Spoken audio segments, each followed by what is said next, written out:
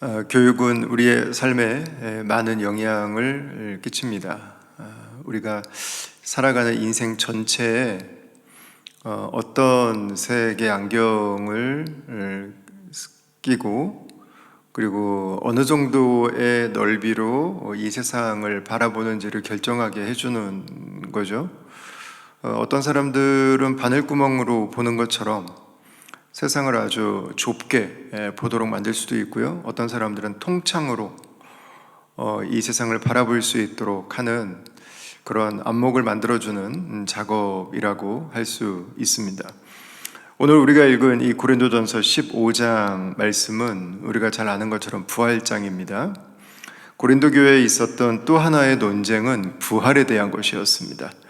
이것은 예수님의 부활에 대한 것과 우리가 구원받은 자로서 그리스도께서 다시 오시는 그날에 우리가 영원히 입게 될 부활의 몸에 대한 그런 논쟁이기도 했습니다.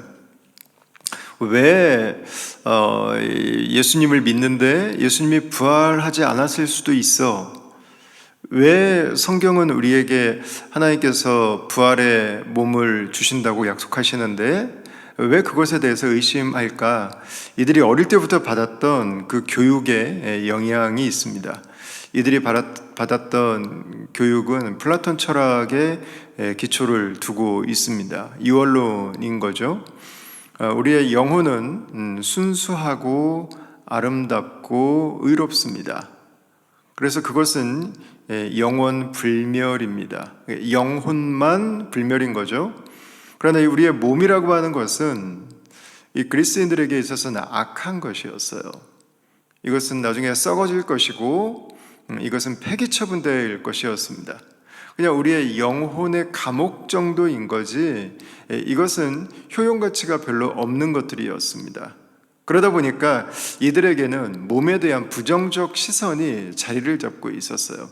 그리고 어차피 이 세상에서 한 번 쓰는 몸인데 그냥 알아서 쓰면 된다고 생각해서 이들에게는 무도덕 그리고 무윤리적인 그 삶의 방탕함들이 따랐던 거죠. 그래서 하나님께서 어떻게 하나님의 아들이시라면서 몸을 다시 살리실 수가 있는가? 그 부정한 몸을, 그 악하고 더러운 몸을 이라고 하는 생각을 한 거죠.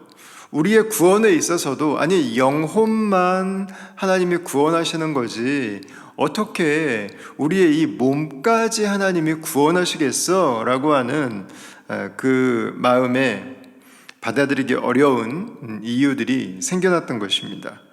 고린도전서 15장 12절 말씀 보시면요, 그리스도께서 죽은 자 가운데서 다시 살아나셨다 전파되었거늘 너희 중에서 어떤 사람들은 어찌하여 죽은 자 가운데서 부활이 없다 하느냐, 이렇게 말씀합니다. 예수님의 부활도 없었던 것이고 예수님 다시 오시는 그날에 하나님께서 우리에게 주실 부활의 몸도 없을 것이다 라고 그들은 얘기하고 있는 거죠. 이들의 기초는 복음이 아닙니다. 이들은 복음을 알고 있습니다. 그러나 이들의 내면의 깊은 곳에 이들이 놓지 않고 있는 전제가 있습니다.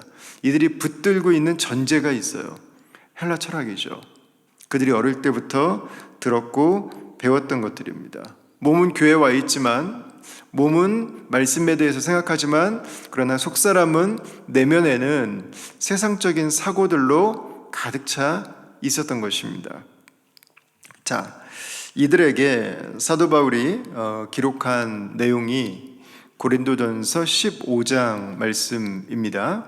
이 15장 1절 말씀을 한번 보세요. 뭐라고 얘기하는지. 형제들아, 내가 너희에게 전한 복음을 너희에게 알게 하노니 이는 너희가 받은 것이요 또 그 가운데 선 것이라. 아멘. 고린도 교회는 사도 바울이 전한 예수 그리스도의 복음 위에 세워져 있습니다. 이들은 그 복음을 받았어요. 그리고 그 복음 위에 서 있습니다. 그럼 이들이 다시 지금 해야 되는 일은 무엇인가? 이들이 받은 복음이 무엇인지를 돌아봐야 되는 겁니다. 2절이죠. 너희가 만일 내가 전한 그 말을 굳게 지키고 헛되이 믿지 아니하였으면, 그러니까 복음 안에서 생각하고 복음 안에서 받아들이면 되는데, 복음을 받았는데 그 중에 어떤 것들은 내가 받고 어떤 것들은 받지 않는 그들의 그 모습들이 결국은 길가밭이나 흙이 얇은 돌밭에 뿌려진 씨앗처럼 새들이 와서 먹어버리기도 하고, 조금만 어려움이 있으면 믿음을 떠나는 그런 일들을 발생시킬 수 있다고 하는 것입니다. 해야 되는 일은 사도 바울이 전해준 그 복음을 굳게 지키는 것입니다. 복음 위에 서는 것입니다. 자, 그러면 그 복음은 무엇인가요? 3절에서 5절까지 해서 말씀하고 있는데, 이 말씀을 한번 보십시오. 내가 받은 것을 먼저 너희에게 전하였노니 이는 성경대로 그리스도께서 우리 죄를 위하여 죽으시고 장사 지낸 바 되셨다가 성경대로 사흘 만에 다시 살아나사 게바에게 보이시고 후에 12제자에게와. 아멘. 복음을 오늘 사도 바울은 네 가지로 아주 압축해서 정말 엑기스만 짜서 복음의 가장 중요한 내용을 기록하고 있습니다. 첫 번째는 예수께서 우리의 죄를 위해서 성경대로 오셔서 죽으셨다는 것입니다. 예수님의 죽음은 원대한 이상을 품었지만 역사 속에 파묻힌 비운의 청년의 이야기가 아니라 우리의 죄를 대속하시기 위한 하나님의 죽음이라고 하는 것입니다. 그게 복음인 거예요. 이사야 53장 6절에서 말씀합니다. 우리는 다 양 같아서 그릇 행하여 각기 제 길로 갔거늘 여호와께서는 우리 모두의 죄악을 그에게 담당시키셨도다. 이 말씀이 정확하게 800년 이후에 정확하게 예수 그리스도에게 성취된 것입니다. 두 번째는 장사 지낸 바 되었습니다. 장사 지낸 바 되었다고 하는 것은 장례를 치르셨다는 거예요. 그리고 무덤에 누이시는 것까지. 예수님은 장례를 치르셨고 무덤에 누이셨습니다. 이 말은 완전히 죽으신 것입니다. 숨이 끊어지셔서 이제는 몸이 썩기 직전의 상태까지 예수님은 가셨던 것입니다. 예수님은 저와 여러분들이 죽어야 될 그 죽음을 대신 완전히 감당하신 것입니다. 세 번째는 사흘째 되는 날 다시 살아나신 것입니다. 예수의 사건은 예수님이 말씀하셨던 것처럼, 구약의 여러 본문이 얘기하는 것처럼 부활의 역사입니다. 네 번째는 부활하신 예수님께서 제자들에게 나타나 보이셨다고 하는 것입니다. 예수님은 숨어서 보여주시지 않으셨어요. 예수님은 여러 사람들에게 나타나 보여주셨습니다. 예수님이 여기 나타났다고 하는 표현은요, 우리 중에서 어떤 분들은 조금 더 영적인 그런 좀 섬세함이라든가 그런 민감함들이 있다고 생각하는 분들이 있는데, 그분들이 볼 때 내가 지금 느껴지는 것은 예수님이 이 공간에 우리와 함께하고 계신 것 같아 라고 하는 이런 차원의 문제가 아닙니다. 이것은 두 눈으로 직접 볼 수 있도록 eye witness, 예수님께서 십자가에 분명히 죽으셨는데 장례까지 치르셨는데 그 예수님이 다시 살아나셔서 내 눈앞에 지금 계신 것을 볼 수 있도록 나타났다는 의미를 담고 있는 것입니다. 그러니까 복음의 핵심 메시지는 무엇입니까? 예수님은 십자가에 죽으셨고 무덤에 누이셨고 다시 살아나셨고 다시 살아나신 예수님을 많은 사람들이 보았다는 것입니다. 바울은 이것에 이어서요, 예수님을 직접 목격한 사람들의 리스트를 기록을 합니다. 첫 번째가 저희가 잘 아는 게바입니다. 게바는 여러분 잘 아시는 것처럼 사도 베드로의 어릴 적 이름이죠. 그러니까 베드로가 공적인 사역을 시작하기 이전, 베드로가 예수님께서 베드로라고 하는 이름을 주시고 사도로서, 그것도 우리가 수석사도로 하는 표현을 쓰는데 초대교회 공동체의 최고의 리더로서, 어른으로서 섬기던 그 시간에 사용했던 이름이 베드로였습니다. 근데 게바라고 하는 것은 그 베드로가 어릴 때, 그리고 공적인 사도의 직분을 감당하기 전까지 어릴 때부터 베드로와 함께 자랐던 사람들이 불렀던 이름이 게바인 거죠. 그러니까 게바에게 보이셨다고 하는 것은 베드로가 아직 공적으로 사람들에게 알려지기 이전을 말합니다. 몇십 년 전인 거죠.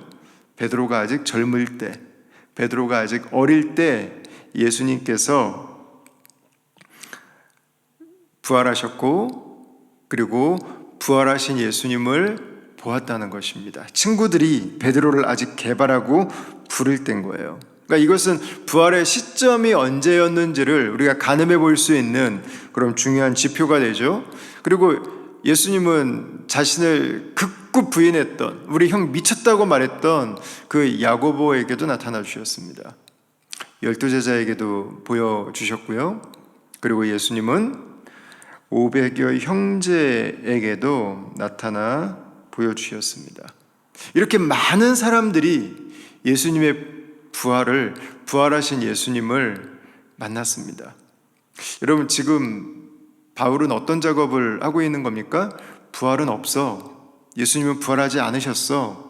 우리에게 부활의 새로운 몸 같은 거는 주실 리 없어 라고 주장하는 분들에게 복음은 십자가와 부활이고, 죽었다가 다시 살아나신 예수님은 이렇게 많은 사람들이 봤다고 하는 것을 지금 차근차근 그 증인들의 리스트를 보여주고 있는 것입니다. 우리가 잘 알고 있는 것처럼 원래 부활의 첫 번째 증인은 여성들이었는데 바울은 의도적으로 여성들의 이름을 다 뺐습니다. 그 이유는 고린도인들이 상식적으로 생각하는 법정 증인의 기준이 남자여야 되고 최소한 2명 이상이어야 되기 때문입니다. 그래서 바울은 의도적으로 여성들의 이름을 제외시키고 이 리스트를 준비했습니다. 여러분, 여기에서 중요한 것은 바울은 지금 확신을 갖고 말하는 거예요. 예수 그리스도께서 부활하신 것을 목격한 사람들이 이렇게 많습니다. 부인할 수 없습니다. 감출 수 없는 사건입니다. 예수 그리스도의 복음은, 예수 그리스도의 부활은 역사 속에 일어난 사건이었습니다 라고 하는 거죠. 저희가 이 본문을 보면서 좀 한 가지 확신할 수 있는 게 있는데요. 여러분 가운데서도 그런 분들 계시죠. 나는 부활을 잘 못 믿겠다. 난 내가 좀 봤으면은 믿기 좋을 텐데 부활하신 예수님을 믿는 게 나에게는 조금 어렵다. 뭐 죽는 것까지는 오케이, 누구나 죽는 거니까.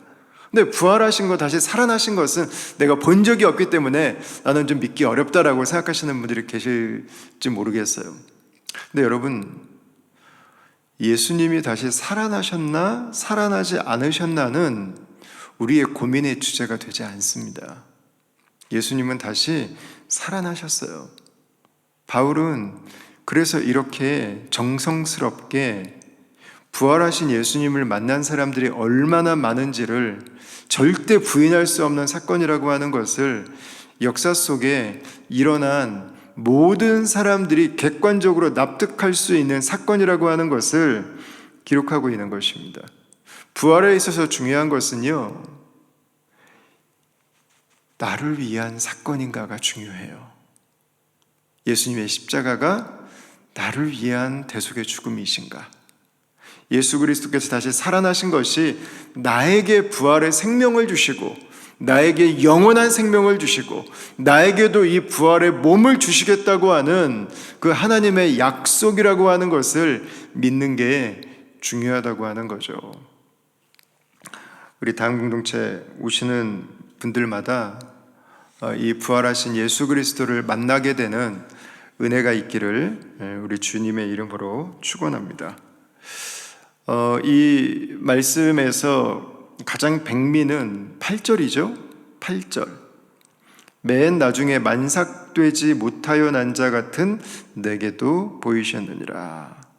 여러분, 사도 바울은 부활하신 예수 그리스도, 사도행전 1장 2절 말씀에 나오는 것처럼 예수님께서 십자가에 죽으시고 승천하시기 전까지 40일의 기간 동안 이 땅에 다시 육신으로 거하시면서 제자들에게 하나님 나라의 일을 가르쳐 주셨던, 총정리해 주셨던, 종합 정리해 주셨던 그 예수님을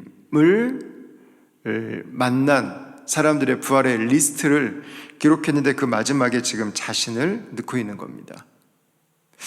이것은 저희들에게 좀 궁금증을 유발시키는 부분이 있어요. 왜냐하면 사도 바울은 이 부분에서 약간의 핸디캡이 있습니다. 그는 예수님이 공생의 사역을 하시던 3년 동안 예수를 만난 적이 단 한 번도 없습니다. 그는 예수님이 십자가에 못 박혀 죽으시고 다시 살아나시고 나서 예수님을 그 40일 동안 본 적이 없습니다.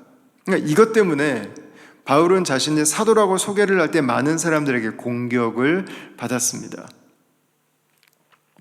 그가 자신을 만삭되지 못하여 난 자 같은 이라고 하는 표현을 썼는데, 이것은 본인이 죄인으로서 내가 부족합니다, 하나님 앞에 무익합니다 라는 의미가 있지만 사도로서의 의미도 담고 있는 거죠. 내가 이렇게 부족한 사도입니다 라는 의미인 거예요. 그러나 그는 거기에 멈추지 않습니다.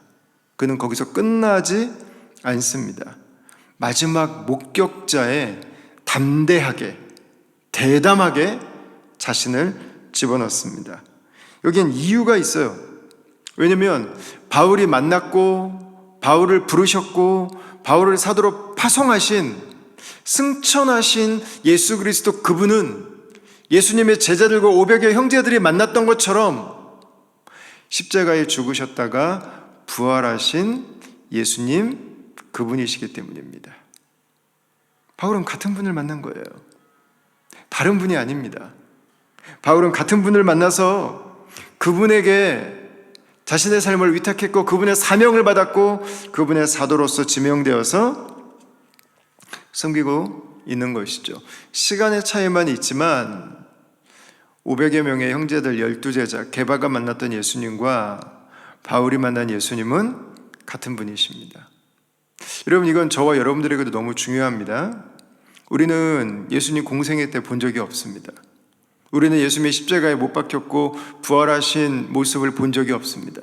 그런데 예수님은 우리의 인생 속에 찾아와 주셨고 우리가 그 예수님을 나를 위해 십자가에 죽으신 분으로 고백하게 하셨고 나에게 부활의 생명이 있음을 확신하게 하셨죠. 여러분, 그분의 영으로 오늘 우리를 부르시는 분은 바울을 부르신 분이고요, 게바가 만난 바로 그분이십니다. 예수 그리스도의 부활이라고 하는 사건은 누구도 부인할 수 없는 사실이기 때문에 누가 증거해도 이상하지 않은 것입니다. 마치 지금 우리 다음 공동체가 리드컴에서 예배를 드리다가 체스우드에 와서 지금 예배를 드리고 있는데 한 분을 만났는데 저에게 오랜만에 인사를 나누면서 그 얘기 하시더라고요. 목사님, 목회하시는 교회가 체스우드 쪽으로 옮기셨다면서요. 네. 깜짝 놀랐습니다. 그분이 저희 교회로 오신 적이 없거든요. 와보신 적이 한 번도 없습니다. 근데 전에는 리드컴에서 예배 드리셨는데 지금은 체스우드 근처에서 예배 드린다고 하는 것을 알고 계시더라고요. 그래서 제가 그분에게 아니 안 와보셨잖아요, 보지도 않고 어떻게 하세요, 얘기하지 마세요 라고 하지 않았습니다. 왜냐면 다 사실이기 때문에. 안 와보셨지만 리드컴에서 예배 드리다가 지금 체스우드에서 쪽에서 예배 드리는 거는 사실이거든요. 얘기하셔도 되거든요.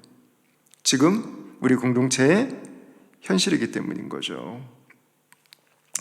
자, 사도 바울이 예수님에 대해서 이렇게 담대하게 이야기하는 또 다른 이유가 있습니다. 구약 속에서 예수님을 만났기 때문입니다. 갈라디아서 1장을 한번 볼까요? 17절입니다. 또 나보다 먼저 사도된 자들을 만나려고 예루살렘으로 가지 아니하고 아라비아로 갔다가 다시 다메섹으로 돌아갔노라. 그 후 3년 만에 내가 게바를 방문하려고 예루살렘에 올라가서 그와 함께 15일을 머무는 동안, 이렇게 기록합니다. 사도 바울은 다마스커스에 가는 길에서 그리스도를 만나고 그리고 그의 눈이 가려져 있다가 눈이 다시 열리고 회개하고 사도로 파송을 받고 그가 했던 일은 뭐냐면 아라비아 광야에 가서 3년을 머물렀던 것입니다. 이 3년의 시간 동안 그는 무엇을 했을까요? 그는 구약 성경을 다시 읽었습니다. 예수님의 관점으로 구약 성경을 다시 읽었어요. 구약만 읽을 때는 예수님이 잘 보이지 않았어요. 근데 예수님을 알고 나서 예수님의 고난과 십자가와 부활과 우리를 향한 그 속죄의 죽음과 우리에게 주시는 새 생명과 하나님 나라의 회복의 메시지를 알고 나서 구약을 보니까는요, 구약이 온통 그 내용인 거예요. 가죽옷부터 시작해서, 아니 하나님의 창조와 선악과부터 시작해서 하나님은 우리를 구원하시기 위해서 언약을 주시고, 하나님은 희생제사를 주시고, 성전을 주시고, 출애굽의 은혜를 주시고, 하나님께서는 바벨론으로부터 포로에서 다시 본토로 돌아오는 이 기가 막힌 역사들을 일으켜 주셨습니다. 구약 성경 안에는 예수 그리스도로 꽉 차 있었어요. 예수 그리스도의 구원으로 꽉 차 있었어요. 구약 안에는 예수 그리스도의 사역으로 가득 차 있었던 것입니다. 이 사도 바울이 왜 흔들림이 없는가? 예수 그리스도 그분은 어쩌다 믿은 분이 아니라 구약에서 말씀하고 있는 그 하나님이시기 때문이에요. 하나님의 구원을 성취하신 분이시기 때문이에요.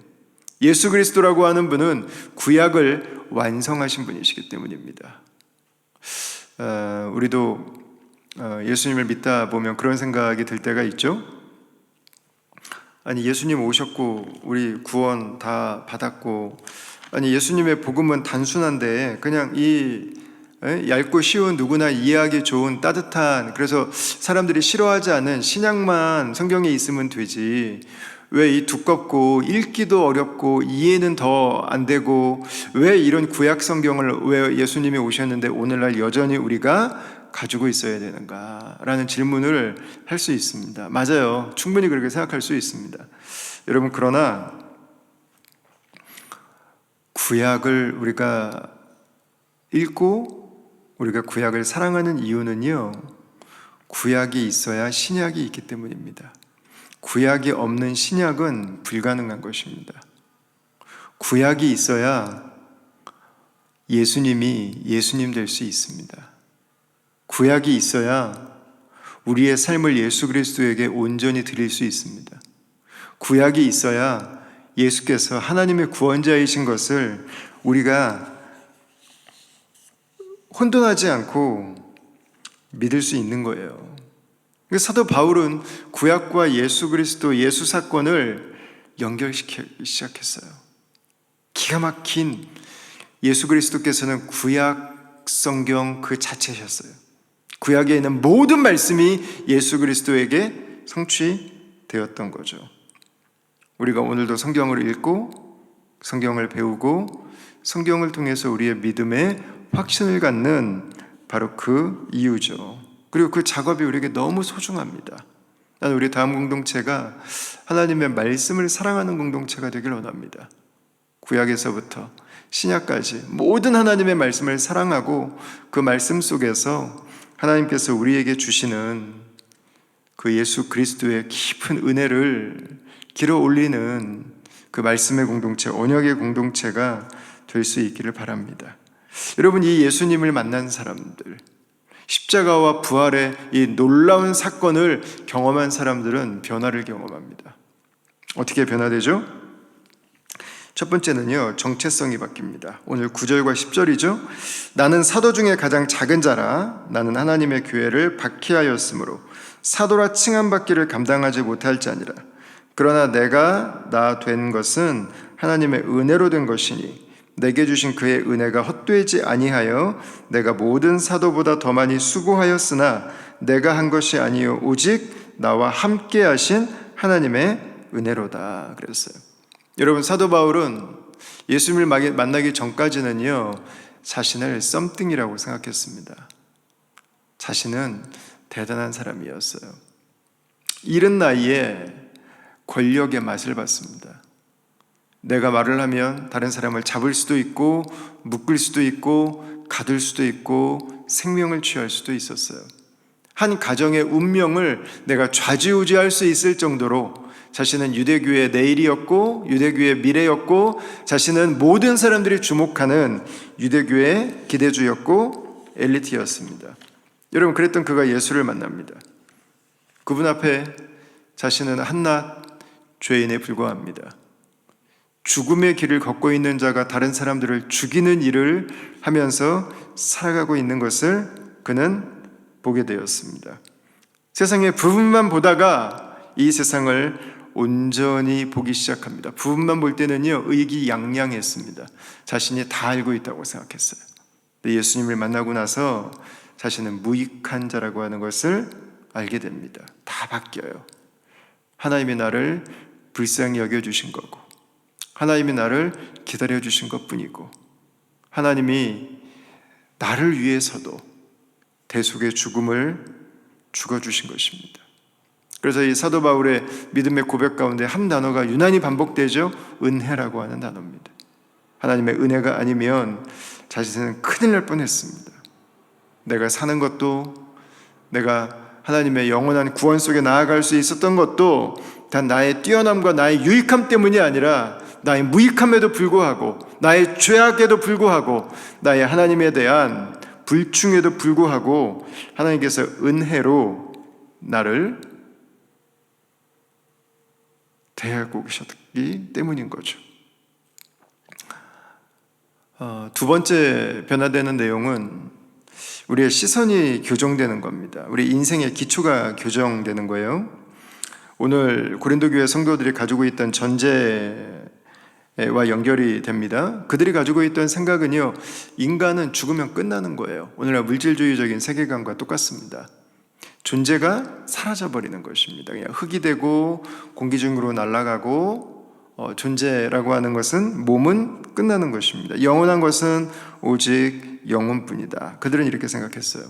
근데 예수님의 부활은, 부활 사건 그 자체가 이들의 생각을 깨트렸어요. 죽음이 끝이 아니다. 죽은 다음에 하나님께서는 새로운 부활의 몸을 주실 수 있는 분이다. 그리고 주시는 분이시다. 그리고 그 부활의 몸이 우리에게도 약속되어 있다. 예수님은 그 첫 번째 샘플이시고요, 첫 번째 본보기시고요, 첫 번째 모델이신 거죠. 여러분, 이것은 우리가 죽음에 대해서 가지고 있는 생각을 바꾸죠. 물론 죽음을 좋아하는 사람은 없겠죠.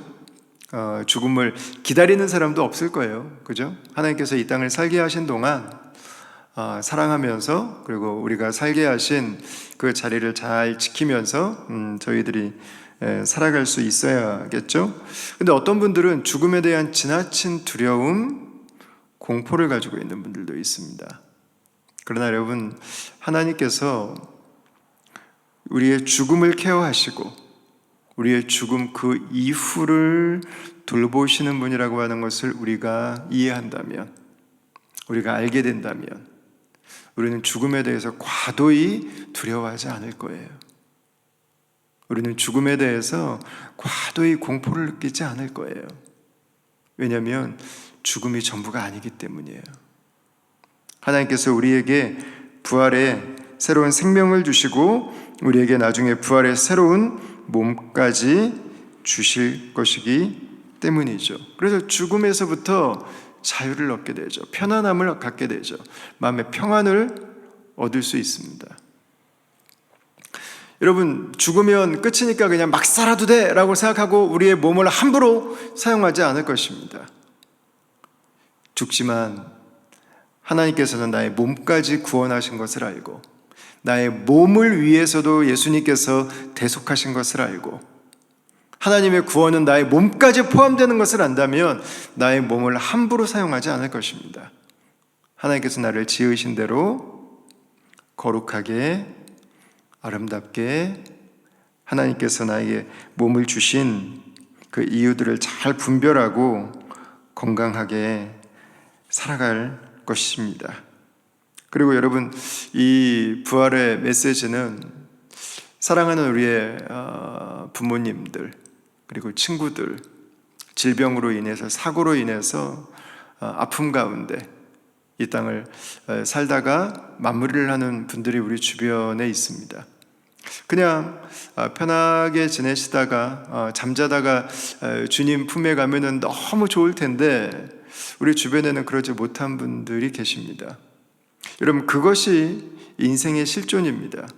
그 길을 피해갈 수 있는 사람은 아마 없을 것입니다. 그러나 우리가 믿음 안에서 감사한 것은 하나님께서는 우리의 육신은 죄로 말미암아 이 세상에서 고통 속에 마무리할 수 있지만, 질병으로 인해서 아픔 가운데 오랜 시간을 보내야 될 수도 있지만, 하나님께서는 우리에게 건강하고 온전한 부활의 새 몸을 주신다는 것입니다. 하나님께서 우리에게 주신 그 부활의 새 몸을 입고 우리 가족들이 다시 만날 수 있는, 사랑하는 사람들과 함께 만날 수 있는 그 시간을 주신다고 하는 것입니다.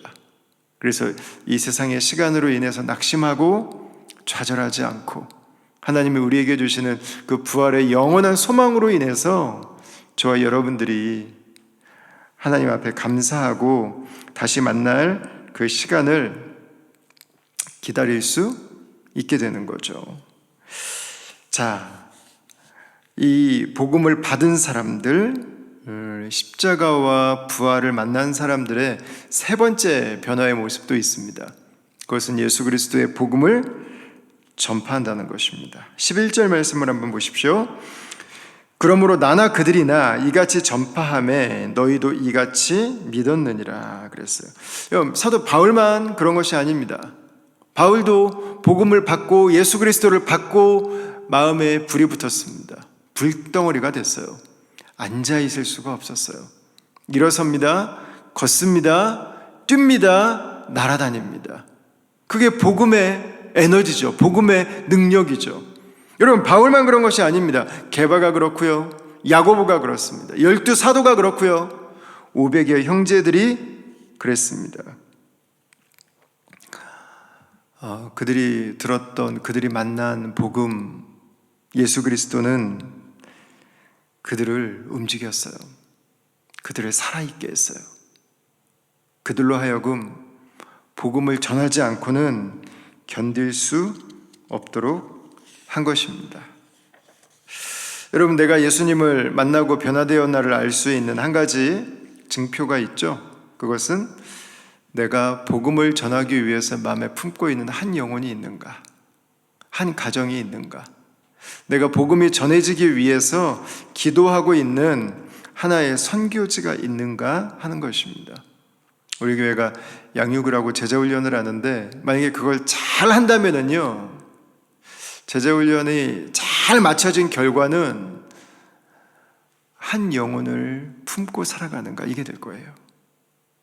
한 가정을 품고 살아가는가, 이게 될 거예요. 내가 기도하는 한 영혼이 있는가, 내가 예수를 전하기 위해서 섬기는 한 가정이 있는가, 이게 될 것입니다. 우리가 사역훈련을 하는데 사역훈련을 잘 받았다고 하는 것은요, 내가 한 영혼을 품을 뿐만 아니라 한 영혼이, 한 가정이 예수님을 만나고 그가 또 다른 사람을 예수의 제자로 삼을 수 있도록, 다른 사람들에게 복음을 전할 수 있도록, 마음에 품을 수 있도록 내가 복음 앞에 나를 헌신하고 있는가. 여러분, 이게 중요할 거예요. 그래서 이 복음을 받은 사람들, 그 복음을 온전히 만난 사람들은요, 그 자리에 가만히 있지 않습니다. 현장이 생겨요. 복음이 없는 현장, 예수를 믿지 않는 사람들이 있는 그곳에 내 마음이, 내 삶이 가게 되는 거죠.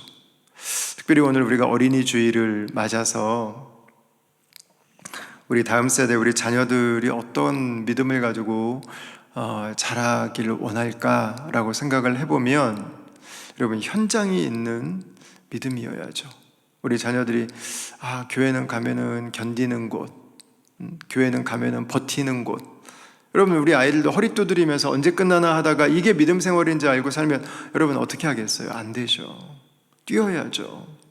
영혼을 향한 눈물이 있어야죠. 복음을 증거하기 위해서 가슴이 뜨거워져야죠. 제가 이번에 장로님들과 함께 한국 교회를 탐방하면서 저에게 굉장히 인상적이었던 교회가 있습니다. 전주에 있는 목원교회라고 하는 교회입니다. 우리 목사님 사모님께서 정말 사랑의 마음을 가지고 우리 장로님들과 함께 교회를 잘 섬기고 계셨는데요. 이 교회는 제가 여러분들에게 칼럼으로도 한번 소개를 하고, 그리고 제가 설교에도 한번 나누었던 것처럼 에즈마이어라고 하는 그 프로그램을 지금 하고 있습니다. 이 프로그램은 뭐냐면 성경이 읽어지네를 영어 버전으로 고등부, 대학부, 청년부 친구들이 선교지에 있는 어린이들에게 성경학교를 열어줄 수 있도록 버전을 새로 만든 거예요. 그 아이들이 가서 말씀을 전하고요, 소그룹을 인도하고요, 같이 게임을 하고요, 서로 교제를 하고요, 그 아이들이 예수님과 하나님의 말씀을 알아갈 수 있도록 섬기는 일을 하는 것입니다. 또 중요한 게 이 프로그램이 다 영어로 진행이 됩니다. 전주에 있는 한 교회가 이 일을 10년 가까이 하고 계시는 건데, 제가 궁금해서 물어봤어요. 교회 안에 영어 유치원이 있습니까? 아니면 영어 유치원 출신자들이 있습니까? 한 명도 없답니다. 교회 안에 외국에 살다 온 친구들이 있었습니까? 한 명도 없답니다. 아니, 그럼 처음에 이걸 어떻게 시작하셨습니까? 보통은 일주일 동안 배우고 그 다음 주에 가서 사역을 하는데, 여기는 일주일 동안 배우고 9달 동안, 사모님께서 영문학을 전공하셨는데 사모님께서 9달 동안 한국에서 나고 자란 이 토종 한국 아이들을 가서 나눌 말씀을 다 암송하고, 가서 소그룹 할 내용들을 다 영어로 준비하고, 찬양을 다 영어로 준비하고 하는 이 시간을 9달 동안 가진 거예요. 그리고 이 아이들이 필리핀에 가고 버마에 가고 레바논에 가서 복음을 전하기 시작합니다. 여러분, 이걸 하고 나서 뭐가 달라졌을까요? 제일 먼저 달라진 것은요, 그 아이들이었습니다. 허리 두드리면서 아이고 언제 끝나나 하고 있던 그 아이들이요, 내가 이 예수님의 복음을 전하다 보니까 이 아이들이 혹시라도 오늘 딱 한 번 교회 와서 이 복음을 듣고 간다고 생각하니까는요, 기도하지 않을 수 없었어요. 대충 할 수 없었어요. 뜨거운 마음으로 눈물을 가지고 이 아이들이 복음을 전하기 시작했습니다. 10년째 오는데 이 아이들 가운데 놀라운 변화가 일어나서요, 지금 이 아이들 중에서 목회자, 사모님, 선교사로 헌신한 아이들만 18명, 17명, 18명이에요. 그 정도가 지금 헌신했다는 이야기를 제가 들었어요. 여러분, 이게 복음이죠. 이게 우리가 전해받은 복음이죠. 이게 우리가 함께 전해야 할 복음인 거죠. 예수님의 능력은 병든 자를 일으켰습니다. 세상에 붙들린 자들을 자유케 하셨습니다. 사상과 철학의 질병, 정서적인 질병으로부터 우리를 자유케 해주셨습니다. 치유해 주셨습니다. 우상에 붙들려서 영적으로 피폐해 있던 우리가 다시 하나님께로 돌아올 수 있도록 해주셨습니다.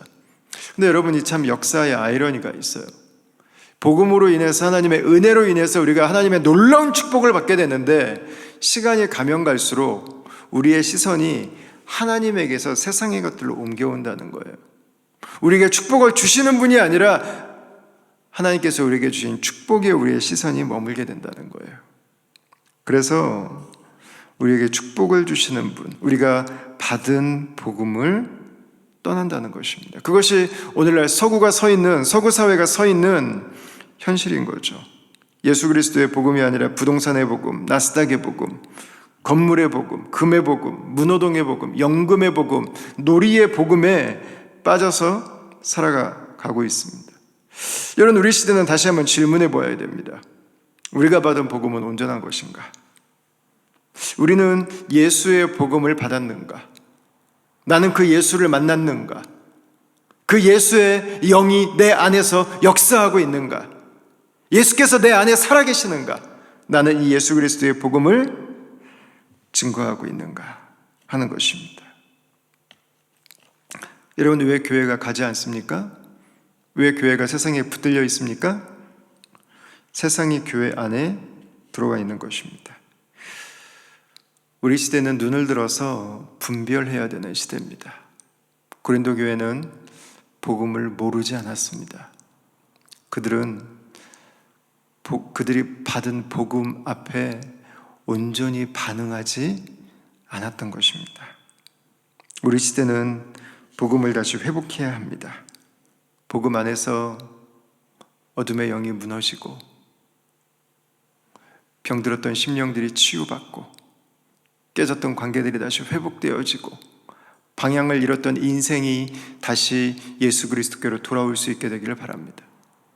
복음 안에서 하나님께서 우리에게 주신 도시를 향한, 열방을 향한 제자 삼으라는 그 사명이 살아날 수 있게 되기를 바랍니다.